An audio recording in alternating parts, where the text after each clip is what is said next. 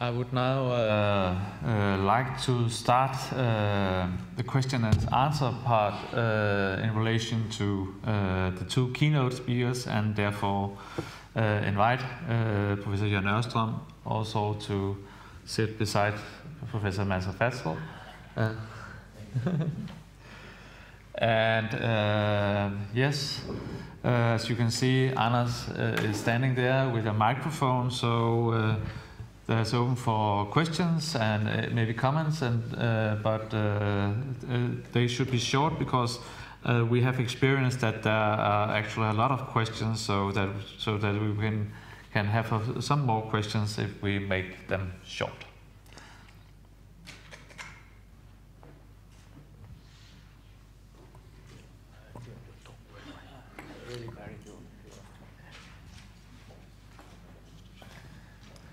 Hi, my name is Julian. I'm actually a student here in Denmark, and I've been hearing your two speeches, and you remarked something really important, which is the need of actually reinventing education. And actually, I really agree on that. So there is a need of actually investing more in education, and there is a need of putting that reinvented education at the reach of every human being. But the problem is, I live in Europe, and I don't know so much about Asia, but at least in Europe, everywhere I see, they're cutting back in that education. Here in Denmark, last year, millions and millions and millions of Danish crowns were actually cut back on money that would have been really useful on reinventing that education and creating better life learning platforms. You talked about feedback. When in my university, I asked for feedback to my professors. What they told me is that there is not enough money to actually give me feedback to see if my work is good or bad. So my question is, why in a time that is such a need of reinventing education, there are so many cutbacks in that education, limiting the possibilities of the general population to access to that education? Is that because our governments are not aware of the importance of investing in education? Or is it because the governments have an interest in limiting the reach of education?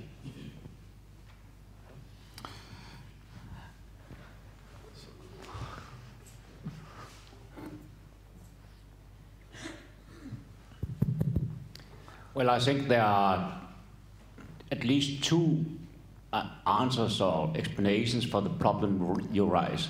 And the first one is that we have commercialized our societies, and we look for short-term benefits, which means that the ministers of finance, they have got an enormous power in the political system, and they actually want to have results in a very short time span.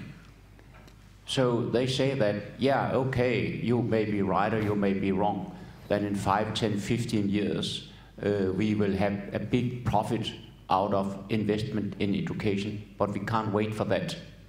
We actually need to use the money for other purposes. And the second reason is that, at least for the European countries, we have had for the last 10 years the global financial crisis, which means that public expenditures have gone up, and the political system looks for savings. And one of the sectors they look at is, unfortunately, the education sector. But I agree with what you say, that in the long-term perspective, it's a very negative, counterproductive policy, and we need, in the feedback, so to speak, to make politicians feel that this is the wrong way. Thank you, Julian, for raising up that very important question. For the information of everyone here, in the context of Malaysia, for the year 2016, there was a budget cut. Each public university has got a budget cut of about 25%. Part of the reason is due to the shortfall of our oil prices. From 100 plus US dollar per barrel, nowadays is only 30 US dollar per barrel. So the income, our income, the government budget has been shrunk quite a lot, and like Professor Jørgen just said, right? The government use education as the easiest way to cut short. But for me, in the long term, the government must realize that we must not cut budget on education, because education is more important than defense, more important than anything else. Education is the thing that can flatten, make everybody quite uniform. And one of the shortcomings of the education system at the moment is that a lot of universities, public, private universities, we focus too much on academic qualification. There have to be a balance between academic and skill-based education. Only when we have that kind of balance, then the unemployment rate is not too high, and what the country needs is in fact being produced by either the public or private university. At the moment in Malaysia, we have more than 400,000 unemployed graduates. Why? Because we only produce academic type of graduates. Very little on skill-based, technical, vocational-based graduates. And I think even within Denmark and so on, right, we need to re-educate our Minister of Education, the importance of lifelong learning, the importance of TVET kind of program, right, in making sure that the future of the adult, working adult in this country will be much better if we focus our attention on this kind of areas. So they should allocate more money, but make sure that it is for the right purpose. And if we do it for the right purpose, the end result will be much better. Like Prof said, right? We cannot think of short term, we should think of long term. But at the end of the day, we must equip our people with the right skill. That is important.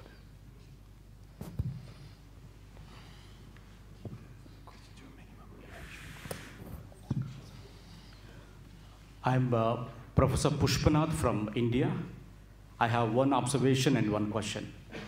The observation is, I was very happy to listen from both the speakers talking about lifelong learning from the perspective of human well-being. You talked about what is required in the 21st century is the human well-being with sound mind and sound body. Therefore, they can better contribute to the development of society in a sustainable way. I appreciate it. But in your presentation, you also mentioned about the autonomy of the institutions offering education is very, very important. So institutions have freedom to choose the kind of content and also the delivery process. Thereby, the contextual aspect can be better addressed. But my question is, to what extent the institutions, both in Asia and Europe, are really enjoying the autonomy that they're really required to perform to meet the challenges of 21st century with respect to lifelong learning? Thank you.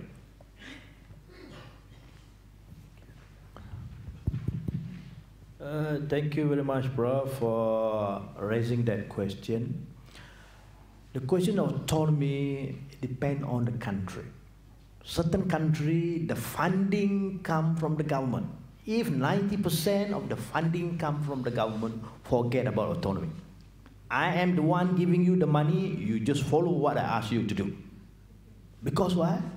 Because the funding comes from me. But to me, in the right context, the right, what we call thing, autonomy cannot be 100%. Maybe 20%, 30%, right? But the other 30, 40, 60%, right? The university must think about the welfare of the nation. What kind of qualification, what kind of program, what kind of skill that the nation expects the university to produce. Right? So, and we expect the university to do so, but there is another 10, 15, maybe 20% autonomy, general interest, whatever you do. Right? And we need people of sound mind, sound bodies, and so on, right?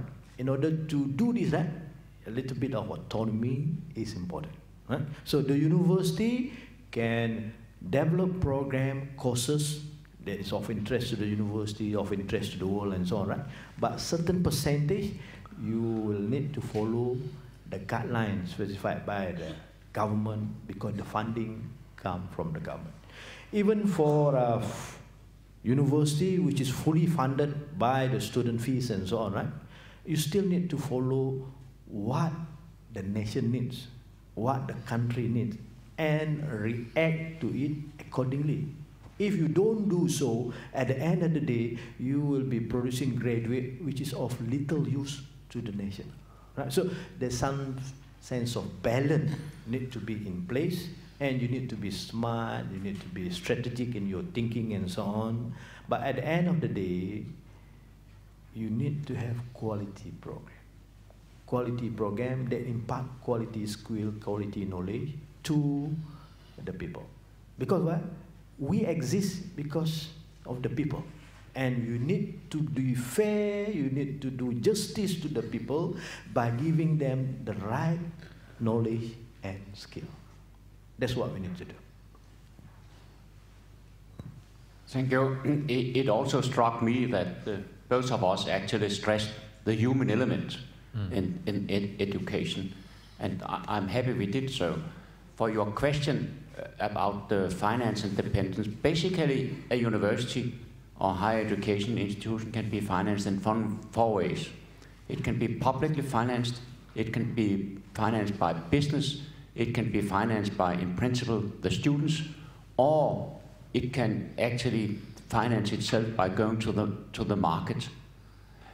And if you look at these four methods of finances, all of them implies an element of dependence. I think that the only way to get around this is to fall back on what I call the social contract between business, government, society, universities, the education sector. So you actually convey the message that in the short term, the education sector cannot be profitable.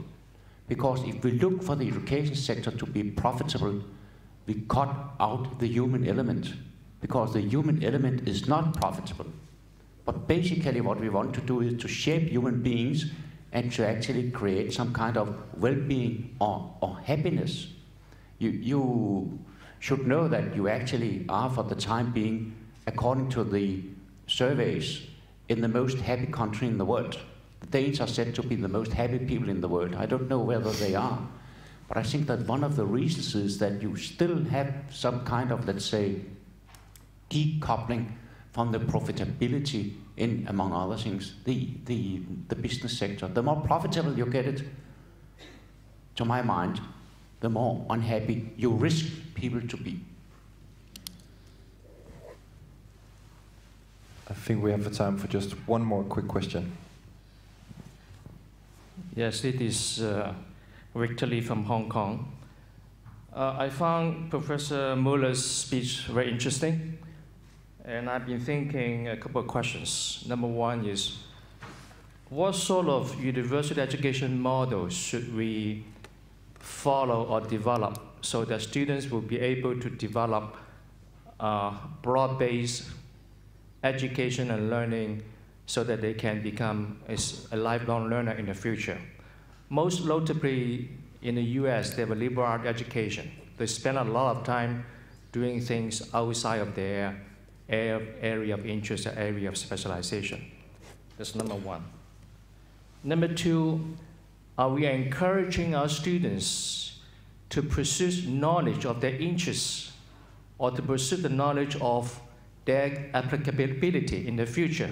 That means, are we encouraging to find something that they can find job now in the university, or encouraging them to pursue what they're interested, regardless what happens in the future?